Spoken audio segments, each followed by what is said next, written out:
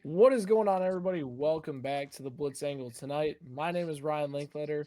I'm here with Dan Loya and Brady Penn. We are on the Blitz Angle tonight. Brady, I'm going to start with you.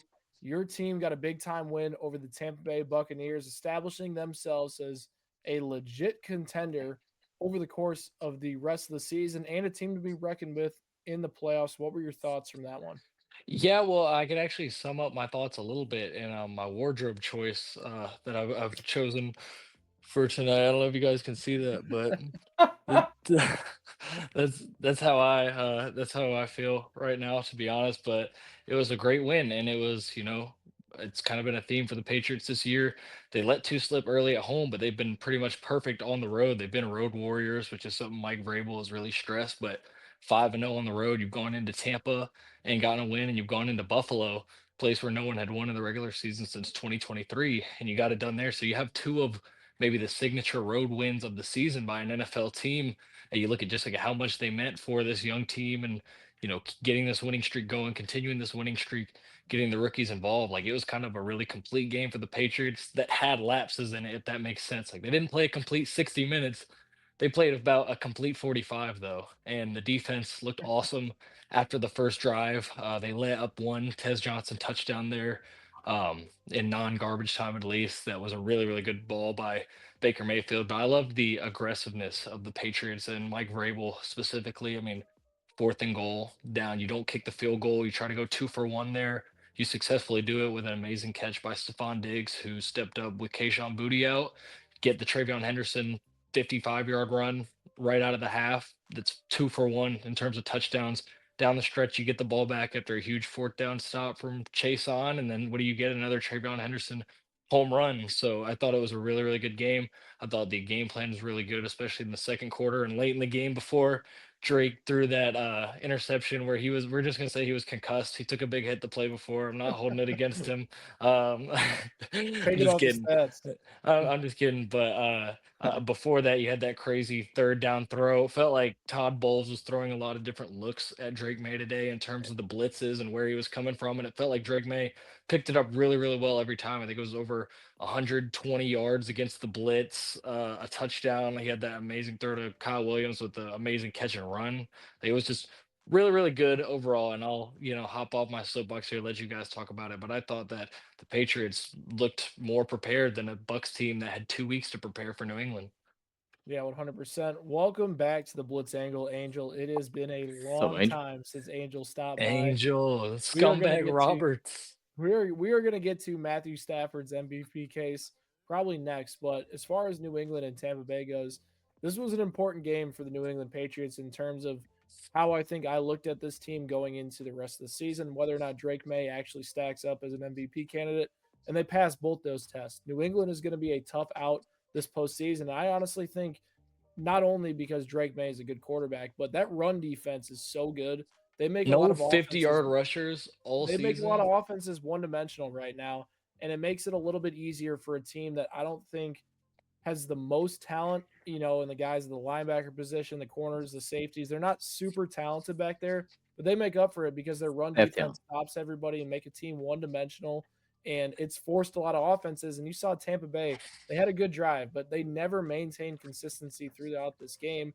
And the Patriots offense had their ups and downs in this one, but it never felt like, it was a game out of their hands because of how consistent this defense was from start to finish, and they forced every single offense, whether it's Tampa Bay, who is top 10 in the NFL, or it's like a Tennessee Titans and some of these bad teams they beat up on.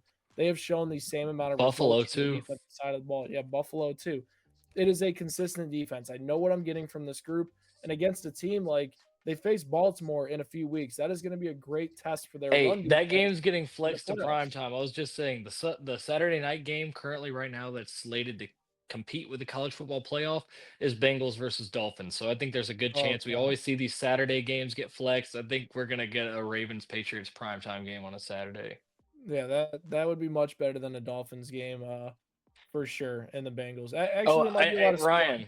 I do also want to say, Dan, you'll like this before you go. The matchup I really want to see that I think would be fun to see is Jonathan Taylor against his run defense. It'd be a battle of strengths, a really good Pats run defense versus Yeah. a guy that's been by far the best running back in the league after another amazing performance today. That I think that would be a really good playoff matchup. And it's crazy. I don't know if it's 2006 or what, but like that's a potential AFC championship, which no one could have guessed before the season. Yeah, it'll be interesting to see Hey, kind of what can I happens add on to it for real sure. quick, Yeah. Ryan, real quick? We're 91 days away from the Super Bowl, and out of all these teams, I'm waiting. I'm waiting for a team to show me what they have, and I think the story of the day is the New England Patriots. They're a year ahead. We thought it was going to take them another year, but when Mike Vrabel coaching them up and Drake Maye's playing incredible right now, like you guys said, that run defense has been awesome so far this season, and just look out, man. Look out. I mean, what's their record now? 7-2, 8-2? 8-2, They're 5-0 on the tied road. tied yeah, tied with Denver. So, yeah, I mean, everything's looking up for them, and I mean, even if they like the Bucks were driving towards the end, even if the Bucks somehow pulled it out, I mean, dude, the Patriots are legit in the AFC. They got it. There's no more next year. Like this is their year right now, and they got to go after it. No Yeah. more schedule cope from everybody on Twitter. Schedule Hmm. go. So yeah, I think it'll be interesting to see kind of how the AFC shakes out. And I know Buffalo basically has a 2 game bump right now behind New England, but you can't count them out over how consistent they've been. We'll talk about them a little bit later, but this is a massive step in the right direction for New England having A home huge field one. advantage potentially in the playoffs and Drake May moving closer to that MVP talk. And let's talk about the MVP. Brady, the Los Angeles Rams and Matthew Stafford are on a different level right now. Adding Devontae Adams with Sean McVay, Puka Nakua, Kyron Williams was an absolute nightmare for opposing defenses, and Matthew Stafford is reaping the benefits of it. 25 touchdowns this season already. I think it's 3 straight games with 3 touchdowns and 0 interceptions for him, or it might be 4 touchdowns with 0 interceptions. But all in all, Stafford has been balling out, and obviously the Seahawks are right there with them, and maybe Yeah. the most complete team in football. Talk about those NFC West teams in this MVP battle. Oh, dude, I can't wait to see the Seattle LA game the first and second time. But I was actually telling Angel and the guys earlier today. I think it's a three-man race right now. It's between Drake May and whichever quarterback wins the NFC West, to be honest, because we're going to get those two matchups between Darnold and Stafford. I know Darnold, he had a really efficient day, but he didn't really have a chance to do all that much because Mike McDonald's defense was playing such phenomenal ball, forcing turnovers, scoring, like they were doing it all. But Darnold playing really, really well. I believe he's first in the league in EPA per play entering this week. He was unbelievable last Sunday night. That's part of what you need in an MVP case is these prime time matchups and getting in front of the national eye and putting these numbers up, which he's done a couple times now. But then you've got Matthew Stafford, the ageless wonder. We had people saying he died in the preseason. We had people saying his back was going to be a problem all year and all this and that. And all this dude has done is come out and just sling the pill. I mean, Devontae Adams was maybe the best addition of the offseason. He has fit this offense really well. You got Terrence Ferguson coming along. You've got Puka Nakua, who's as advertised. We know what we're getting from him. Jared Verse, one of the best young edges in the league. And they've played surprisingly well in the back end a lot of times this season. I know they let Niners kind of get some points in the second half in this one today, but they look pretty dominant. Stafford, like you said, 3 straight games, 4 more touchdowns. I think a lot of it's honestly going to come down to seeding. Like I said, the NFC West will figure itself out. Whoever doesn't win that division is obviously not going to win MVP over the guy that does, among others. Um, but I mean, let's say you've got a situation where Drake May and Matthew Stafford are both 1 seeds. Matthew Stafford's got the slightly better numbers. He probably gets the edge. You get Drake May getting the 1 seed in New England. Matthew Stafford's a 2 seed. Philly holds on to the one. Maybe they go with May with the number 1 seed. That's a historic precedent there. It's very interesting to see how it's going to shape out. And that's not to say like if the Chiefs win out, if the Ravens win out, even with Lamar missing 3 games, like you got guys that can jump back in with late hot stretches. But right now, like these are the three. And I know what everybody's going to say. Jonathan Taylor. Jonathan Taylor should be in MVP talks. No, he shouldn't. He should be the Offensive Player of the Year front runner. You can argue that between him and JSN. Running backs don't win MVPs because they are not nearly as valuable as quarterbacks. Jonathan Taylor ran for 1,400 yards last year, and this Colts team went 8-9. He's a very good player at the running back position, best in the league this season by far. He's on pace for 20 something touchdowns. Does he maintain that pace? I don't know, but keep him in the OPOY convo. MVP is a quarterback award. I don't care how much people say Jonathan Taylor should be the MVP. No, he shouldn't, and the odds reflect that. Hey, just remember that Brett Veach passed on Jonathan Taylor for Clyde Edwards-Helaire a few years Hey, back. Patriots Remember that. passed on Jonathan Taylor for Kyle Duggar. Just remember that. Just Yeah. remember that. That is what happened. As far as like the NFC West goes in this MVP race, right? I think we've been doing this every week now for the last 4 weeks, and every single one of our MVP picks have flip flopped, right? I feel like until we get to that Thanksgiving point, right, we won't have a clear guy, and we won't know who we're going with. I know they're starting to see some separation. I know. Listen, I Wait, no, no, no, guarantee no. you. All I'm Hold saying up, is, hold up, who's hold up. we? Who's we? I've said the same guy for weeks. Who's Okay, we? No, but you also I'm 2 just, weeks ago were like Patrick Mahomes is the no, Who- MVP, right? I'm just You I messing didn't with know you, who he bro. said. he goes down the Uh, board, right? Josh Allen, odds-on favorite to win MVP last week. He's falling off the board now. Like the MVP yeah, conversation, I think it's before a mess, dude. Thanksgiving is just It so is. I'm volatile, just giving you a hard so time, Ryan. volatile, Well, But I just want to so say, yeah, volatile. chat, we drop in the gotta. comments if you took plus 1,500 odds for Drake May weeks ago, because it's looking good.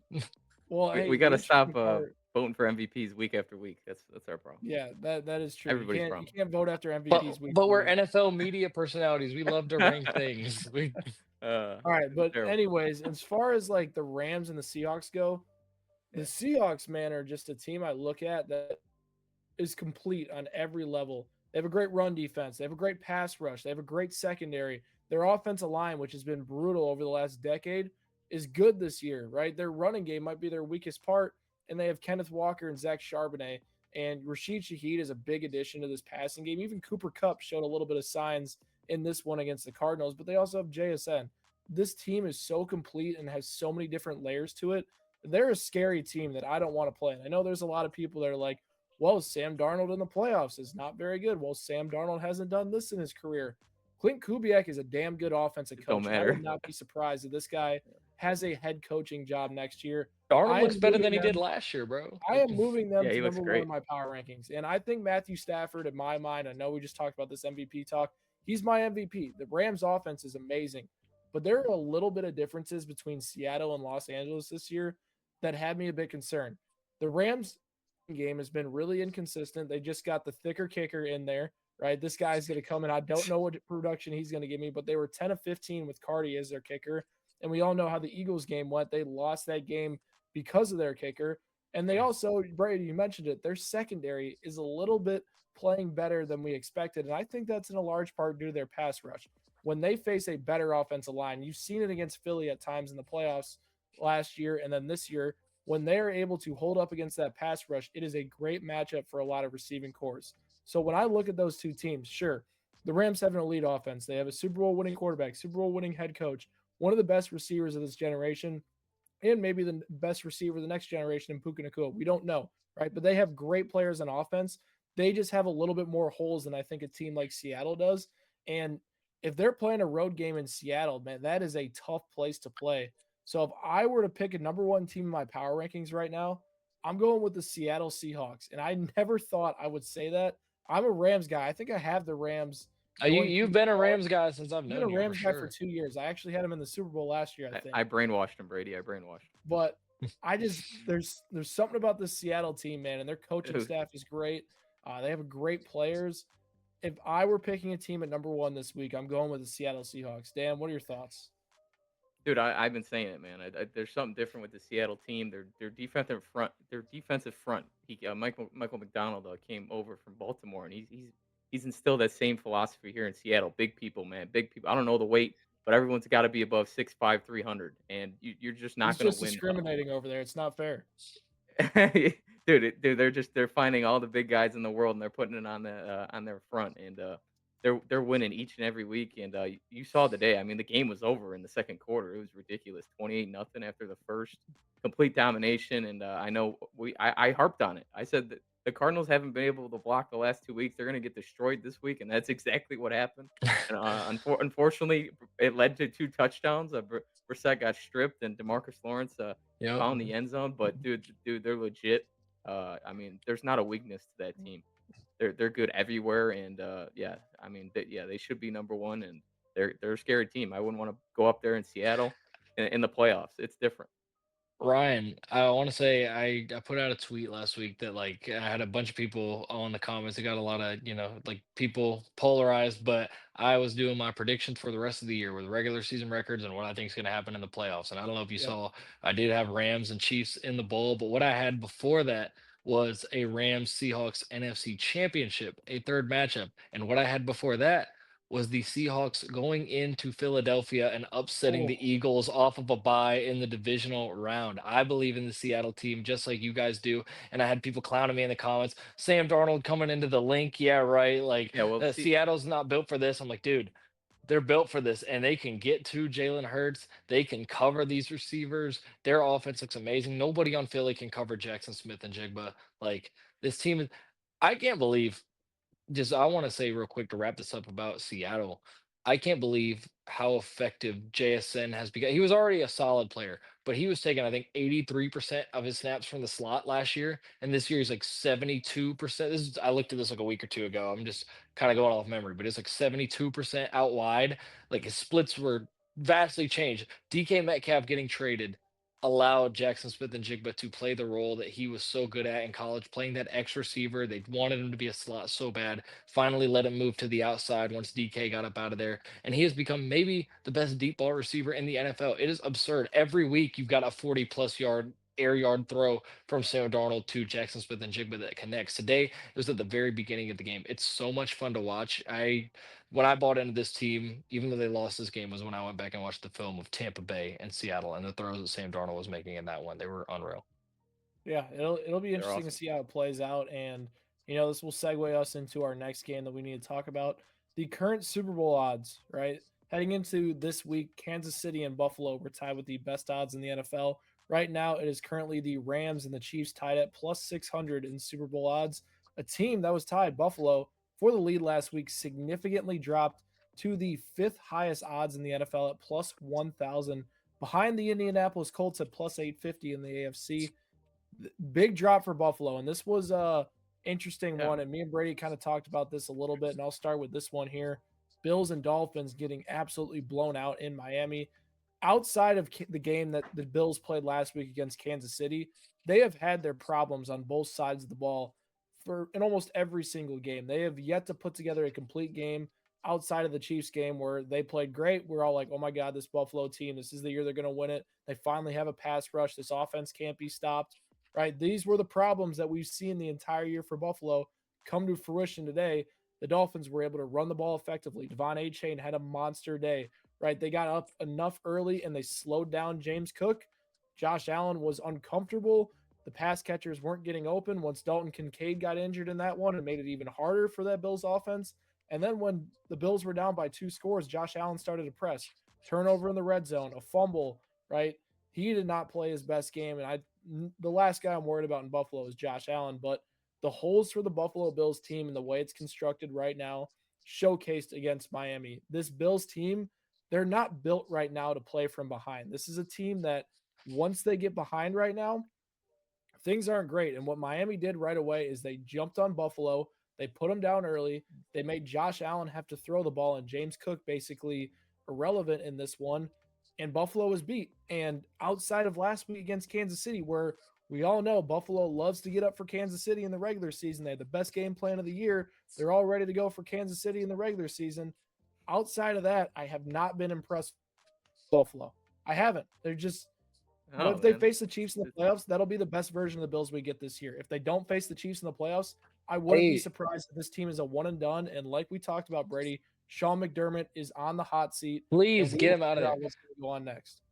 Listen, so I'm glad you segued me into this thought because I was thinking it earlier. So, A, I do think that Buffalo is in a lot of trouble, especially having that head-to-head loss against New England. You can overcome that easier if you have the same record or whatever heading into the game in Foxborough. But now, between now and the game against the Patriots in Foxborough, like there's not really a lot of ground to make up for the Patriots take care of the games they're supposed to take care of, like the Jets on Thursday night. Like the Pats essentially have a 2.5 game lead in the AFC East right now with that head-to-head tiebreaker. And Buffalo really can't afford an error the rest of the way, and they obviously can't afford to lose to New England in Foxborough. But this team hasn't had to play a lot of road playoff games. they really might have to do that this year. They might have to go on the road. They've been shaky regardless, even having a majority of playoff games at home. They're the only other place they've really played is Arrowhead. Um, so I think this team is definitely in trouble. But what I was saying earlier, I have a trade theory just to Oh shake boy. the world a couple years down the line. A couple years down the line, okay? Oh, Let's say that Matthew Stafford, whether the Rams win the Super Bowl or not this year, Matthew Stafford balls out, MVP type year. And then we've got the Bills falling short in the playoffs again. Okay, Matthew Stafford comes back next year. He plays great. Bills once again don't meet their goal of winning the Super Bowl. Josh Allen, I'm begging you, if you want to win anything, Josh Allen, be waiting at your beck and call for the Matthew Stafford retirement announcement and demand a trade to Los Angeles. Go be with Sean McVay. Go be with Puka Nakua. Go win 3 Super Bowls. Do it or you're stupid. It will never uh, happen. It will never It happen. probably won't, but if oh I man, we're was off the the rails. Rams, if I was the Rams, I would literally do everything possible to make that happen. And if I was Josh Allen, I would get the heck out of Buffalo as soon as possible if I care at all about winning rings. And think about It- it. My buddy brought up a good point though. Listen, Haley Steinfeld, actress, LA, Oh, Hollywood. you're Let's in the do it. weeds. Let's do it. Listen, I'll Hey say this man, before you go, that's the Dan. best point there. I've Yeah, always thought that the way the AFC, and you kind of see this in different sports, right? The way the AFC is constructed, all of the great quarterbacks, it feels like in the league long term, are in the AFC right now, right? yeah. Mahomes, Allen, Lamar, Burrow, Drake May starting to enter that conversation, but I want to see it for 2 straight years before we do it because we did this with Stroud, we did it with other guys, right? Let's put it. Let's wait 2 years of great play to put him in that group, but think about it. That's a hard, hard playoff run for a lot of these guys. And eventually we've seen it over, the last 8 years with Mahomes there. It's really hard to win in the AFC and get past that guy. And I have always been with the thought process that eventually one of these guys are going to be like, enough is enough. I can go to the NFC. I can get an NFC championship significantly easier. And then all I got to do is beat him in a one-on-one matchup in the Super Bowl, which their Bro, odds yes. significantly go up. I think it makes so much sense. I don't know why some quarterbacks don't understand why, like, their AFC has Yeah, the legacies are quarterbacks, dependent on them NFC has making the that game. rosters. but yeah, you got to think these guys are competitors too. They want to beat each other. So And and listen, Josh Allen, I don't know what his contract is too. He just signed one it's So, crazy, like in recently, but right? the NBA, contracts Dan, can are guys always be not worked competitors around. for wanting to go to an easier path to get to the championship? Yeah, I know what you're. Yeah, I know what you're saying. Yeah. Yeah, I understand, but I mean, right now, as of November 9th, 2025, I'm gonna say no, and I'm I'm gonna planting my he's gonna flag, LA. yeah, go ahead, but I just think overall we got to stop like with the Chiefs because like you said that the odds were the top teams in the AFC are the Chiefs and Mahomes or sorry Chiefs and Bills, and that's because of the two quarterbacks. I mean, we gotta like get this out of our head that it's a team sport. It takes more than these guys just to win. I mean, here's my question to you guys: take those two quarterbacks off that team. Are those teams playoff teams? Do the Bills make the playoffs with anybody else Probably at quarterback? honestly, I don't think the Bills Okay, or the Chiefs make the playoffs this year without their quarterbacks. okay, that's what I'm trying to say. That's why I'm Yeah. like we got to get this. Like these guys carry that team. Like those two quarterbacks are amazing, and they've been carrying those teams for a while. The Mahomes has had those great Super Bowl teams these past couple years, but like even this year, and I even thought about it. Like, why didn't the GM of the Chiefs give up a third round pick for Brees Hall? Like he's got to know. Like you know what? It's just not our year. Like Because we he want to loves build for the me. future. That's what hey, just like baseball. Think of it a baseball. Those GMs, you're either in or out. You're buyers or sellers, right? At the trade deadline. You're telling Hey, me a running back wouldn't put you over the top? He said no. That should tell you all he yeah, thinks about this The team. the other thing too is the they're Chiefs just gonna rely on roster. Mahomes' magic. Like Yeah, the Chiefs Yeah, but that's roster has I like what they're relied hoping on for. I the mean, retooling. Yeah, they've just been retooling, it feels like, and they're not overly aggressive because they know the type of contract that Mahomes has. They know the type of contract Chris Jones has. They have Trent McDuffie to pay. They have Rasheed Rice to pay. Like they're guys they have significant money potentially tied up to and tied up to. So you look at that, and then Brees Hall's a free agent next year. The guy, I yeah. think Brees Hall wants to be a Chief. It's just maybe we can get away with it for half a year and then maybe get him in free agency and then we don't waste a So, draft pick and then they hey, get that pick listen, later. yeah, but oh my bad, Dan. so real quick, because like the Chiefs are as of today, the Chiefs are in the playoffs. So like you got to think if they thought they were close, they would have done it. Why did they trade a third for Tony? Dude, okay, all Why right, did all they? right. Hey, If they're listen, close, I want to Dude, they're say not a is, good. I'm telling you, the Chiefs. We just learned. That's why I told Ryan earlier. We just learned the Chiefs and Bills are frauds. That's what I learned hey, today. Dude, they're oh The my not, Bills but went gosh. down on Miami it's and really lost. it's really They it's really cannot tough. stop the run. It's The tough to the, Bad the expect a Chiefs. team. You Hey, can't. Mahomes is gonna work his magic in the playoffs. Okay, we all know that. But you take Yeah, Mahomes off the team. What do they make the playoffs? No, I don't know because listen, no. it's really tough. It's really tough to make the playoffs as a team that has a top five O line and Rasheed Rice and Xavier Worthy and Travis Kelsey and a top 10 defense. It's tough. I don't know who else could do it. So Do they have Listen, that? I mean, they can't. They can't listen. run the ball, and This I is the don't best. think they can I've stop been the run. saying this. This is the best Chiefs team they've had since 2022. It's just like their record's Do different they? this year. The record's Do the different this Chiefs year. make the playoffs with Bo Nix at quarterback? Bo Nix, no, but I think Bo Nix stinks. I think if you put who's the worst quarterback I think could make the playoffs of this team. I want to hear y'all's answers too. Geno Y'all go Smith? y'all Do they who's make The the worst worst who's the worst quarterback that could make the playoffs of this Chiefs team? with how they've looked this year. Yeah, just everything that you've seen so far this year. Forget historic. Forget. Let's pretend Mahomes went somewhere else this year and it was somebody else. Who's the worst guy that you think could take this team to the playoffs? I think I have my answer. I said Geno Smith. Joe Flacco.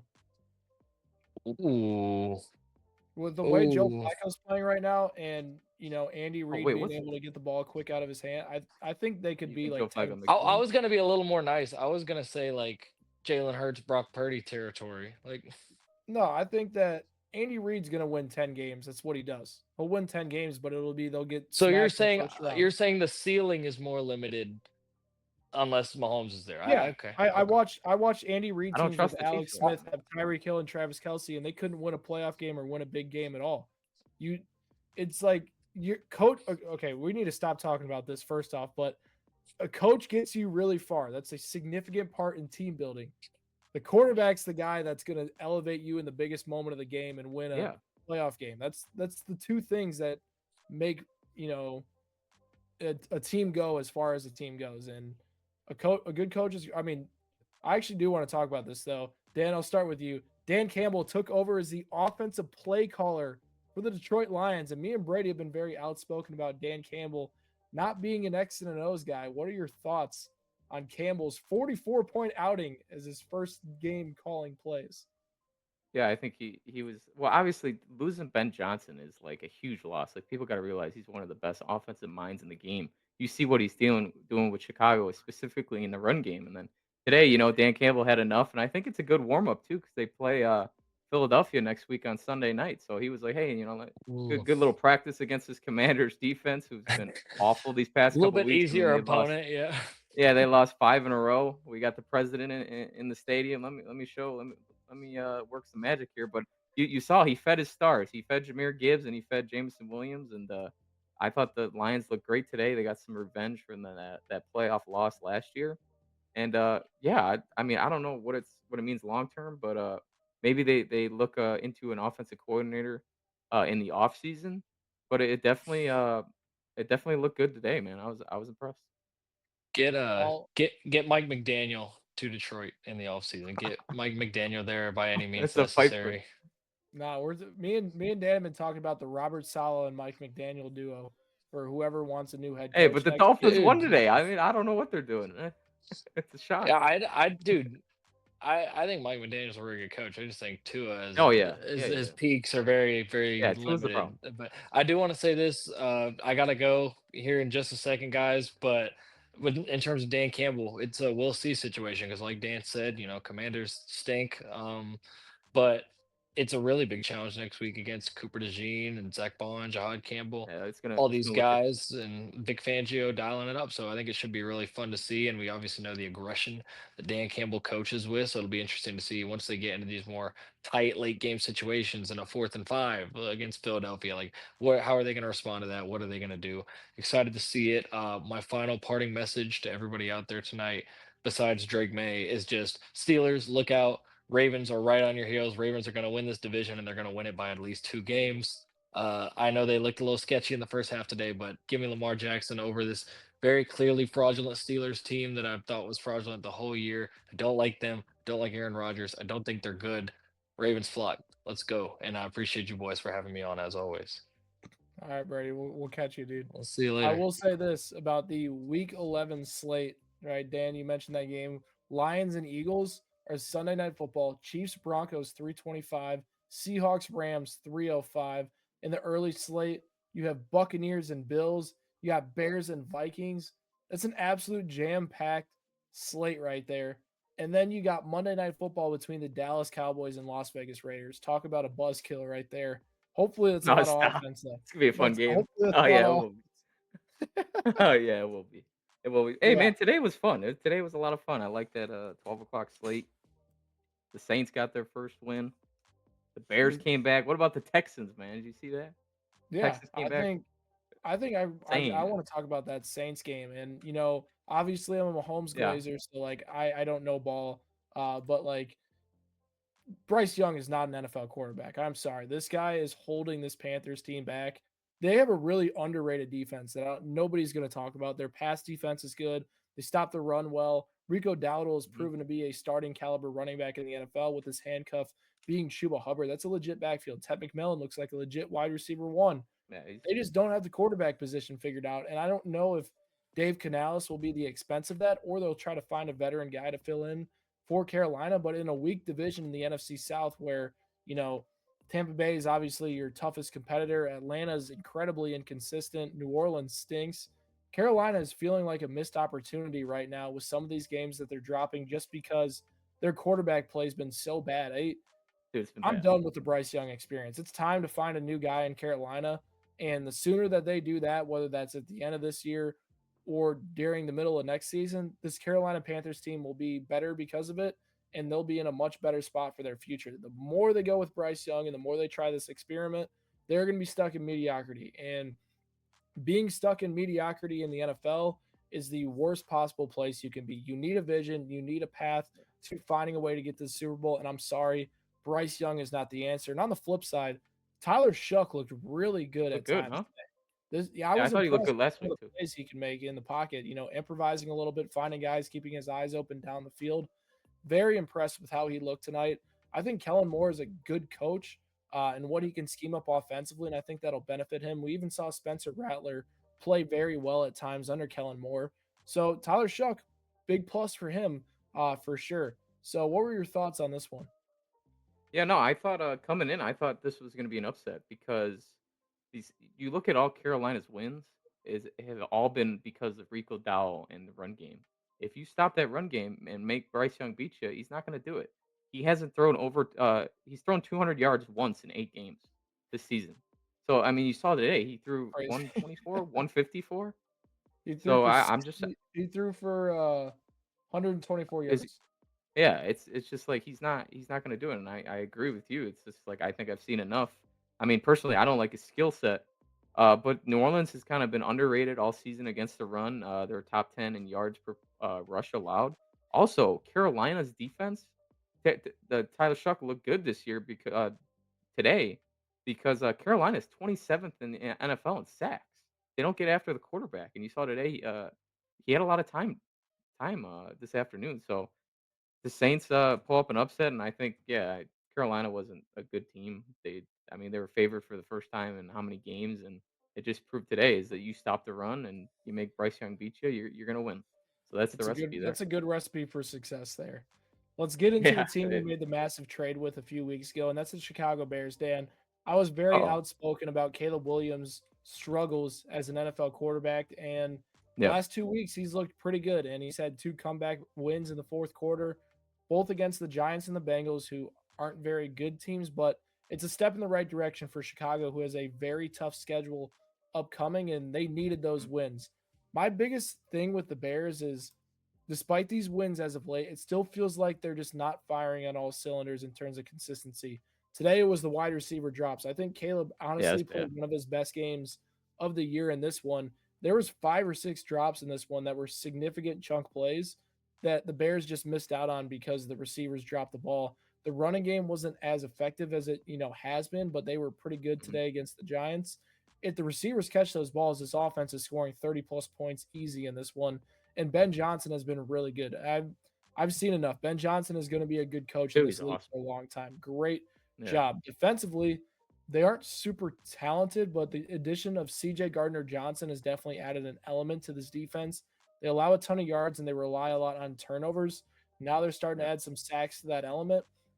They're kind of like the NFC version of the Steelers on the defensive side of the ball. They just don't have like a TJ Watt. So with their defense, they're Mhm. going to allow a ton of yards. They're going to struggle against good teams. It's going to be a matter of Ben Johnson and this offense finding ways to stay in these games. And looking at their upcoming schedule, the Bears, next week they got the Vikings, a team they lost to in week one. That'll be your That's revenge tough. game. That's It's tough. on the Tough road. schedule there. That'll be tough. Then they face the Steelers, who honestly they're looking in the mirror on that one. That'll be a tough matchup. Then they got Philly. Then they have Green Bay for the Blitz watch party. The Cleveland Browns, while their defense is very tough, their offensive struggles. Then you go Packers, 49ers, Lions. So Chicago's sitting at 6-3. They have 8 games left. The NFC seems like it's going to be a dogfight for that Yeah. 6 or 7 seed. And then you got to figure it out from there what you're going with. You Chicago, you I got it. want to keep seeing this progress from Caleb Williams, but I do feel like against some of these It's tougher teams, it's gonna get tough. struggles could be ahead. What are your thoughts? Hey, I mean, I remember doing this a couple weeks ago, and I remember saying, I was like, "Hey, don't be surprised if they go on a run here." And I thought they would be Baltimore, but it ends up out of those last 4 games, Saints, Ravens, Bengals, Giants, they won 3 out of 4. And then after that, I said they could win 4, and I said they might lose 4 because those teams, Vikings, Steelers, Eagles, Packers, all those teams have a pass rush. And you saw Caleb today; he was running for his life and making a lot of plays. And sometimes, some days, that's not going to work. So you against those teams, you better be able to run the ball and you better be able to keep the defense honest because if not, you're not going to win. So this stretch, I don't know what they're going to go. This is really tough. Three of 4 of those road games are on the road too. That's that's tough, man. I mean, if you win at least one, that might be a win. But yeah, that's a tough stretch, man. Those are tough places to play too. Minnesota, Philly, Green Bay. Those are brutal. So I know all my Bears fans are excited back home. They're sending me pictures of Caleb that says Captain Clutch on a cereal box, but they might go on a losing streak here soon, and it's not his fault. The team's just not there yet. Yeah, and I'll say this on the other side of things for the Giants. Brian Dable has to go, but they Yeah, found their franchise quarterback of the future in yeah. Jackson. With What they've yeah, done in the Dart, fourth he's quarter hurt and again. losing these games, it's just inexcusable at this point. And despite Dart looking like a franchise quarterback, He's Brian gone. Dable has to go. They have to find a way to get a new guy in. He's gone. Dart's got that swagger. He's got that. He just has that it ability, and I think he's going to develop as a passer a little bit better than what he's been. But I think for a rushing quarterback, he's been a little better than advertised as a passer. I'm all in on the Jackson Dart experience. I couldn't agree more with you. And I just think I was thinking of like watching this game. I was like, usually when teams pass on a quarterback, like that's all we hear, like all through the media, like, oh, why did this team do this? Why did this team do this? Well, I haven't heard a dang thing about No, teams passing on Jackson Dart, and I don't know why. Like maybe because he's not winning, quote unquote. But I mean, he's the reason the Giants are winning when they win these games. He's been yeah, incredible. When he left the game, they couldn't do anything on offense. I thought it was funny. Russell Wilson had the ball at like the 3 or 4, and he saw an opening. And he's like, "Oh, I'm gonna take off," and he got he tackled just at got the 1. he got piled It's around. like, "Hey, it's over. It's over, my guy Russell. That's it. You're not Jackson Dart." Yeah, no, Jackson Dart's awesome. I really like what I've seen. He's a weapon running the scrambling, and yeah, Daboll's gone. I don't know who they're gonna bring in, but it's time to bring in a new guy, new regime over there in New York. 100%. Let's get to the last game. And the Falcons took on the Colts overseas.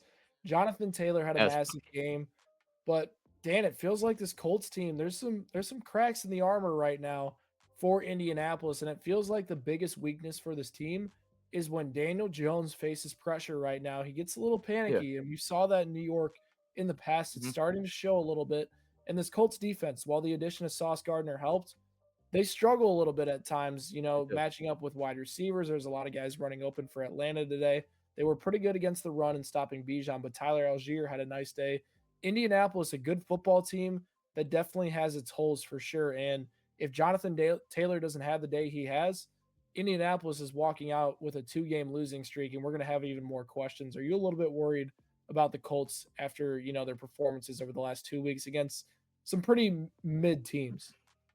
No, I mean, I'm not worried. Like, I understand where you're coming from, and I see what you're watching there on the field. But overall, like, I'm not worried. They're a team built for the playoffs. Like in the playoffs, you want to be able to run the football. Like if this Colts team uh, host Buffalo in the playoffs, they're going to destroy them. You saw Buffalo couldn't stop the run today. Like if they face these teams that can't stop the run in the playoffs, Jonathan Taylor's going to go off. He's their identity. They go as he goes. And how many touchdowns today? 3. He's been 3. incredible all Another 3 season. touchdown game for him is insane. Exactly. And then I wanted to tell Brady before he left, like I don't know why like the quarterback is all MVP because I grew up and if you're a running back doing this, you were an MVP. What are the Colts without Jonathan Taylor? How many games do they win? Like, how many games? I don't know. But Not as just many. think about it. He that is the key definition of most valuable player. Like, the MVP doesn't have to be on the team with the number 1 seed. I'm so sick of it. Just give it to the best player in the National Football League.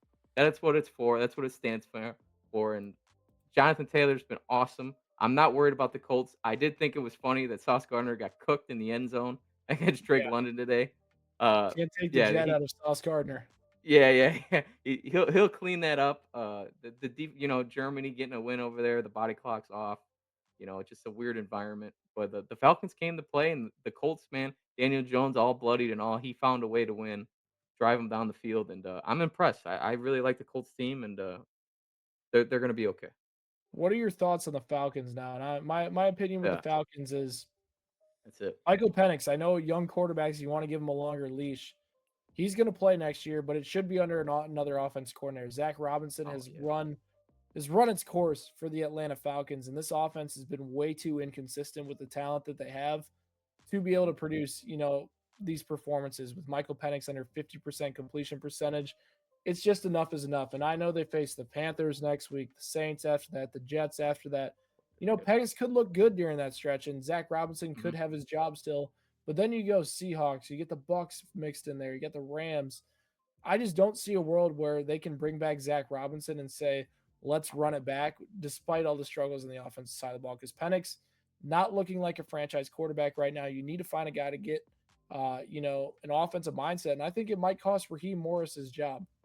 Yeah, that's what I was gonna ask you. Yeah, I couldn't agree. I think the issue with the NFL, the current state of the NFL, is we don't have a quarterback problem. These guys are talented. What we do have is a coaching problem. These guys don't know how to coach. They don't know how to call an offense, and you continue to see this week in and week out from Atlanta. Even last week against New England, there's no rhythm. There's no setting up plays. There's nothing. Just everybody looks uncomfortable, and it looks like they're drawing plays in the huddle. And I really don't like Zach Robinson right now. He's not doing well. There's too much talent on that offense to be looking how it looks each and every week. And unfortunately, yeah, one of those guys or both of them are going to go at the end of the season. Um, and what's crazy is the Falcons don't have a first round pick next year. They gave it to the Rams, so you're not going to be able to add another premium talent in the first round. So that's brutal for them. But yeah, I just don't like what Atlanta's doing right now. And Panic's got all this talent, and he just looks uncomfortable. And you look at the schedule; it's easier. I mean, do they beat the Panthers next week? They got beat what week 2? Do they beat them They got on the demolished. road? Yeah, Yeah. like they didn't do it. They lost by 30. The Saints, they got a new quarterback. You got to go to the Superdome. They're on the road in New York too. Could be a crappy weather day. So these are tough games. I know You're really the gassing records. up the Saints and the Jets. They both won today. All They're right. tough. I mean, they That's play tough. I know the records aren't they're not great records, but they play hard. They play hard, and I don't. After what you've seen, I mean, the Falcons have lost 4 in a row. Like, do you trust any to them to go on the road and do that to beat any of those teams right now? No. So this is I don't like what I'm seeing out of Atlanta. Yeah, 100%. It's definitely going to cause a little bit of controversy in the offseason. Well, hey, we really appreciate you guys that made it to the end of the podcast. Make sure you drop a comment down below about your hottest take from week 10. Hit that subscribe button for more Blitz Angle content. And me and Dan will catch you guys next time.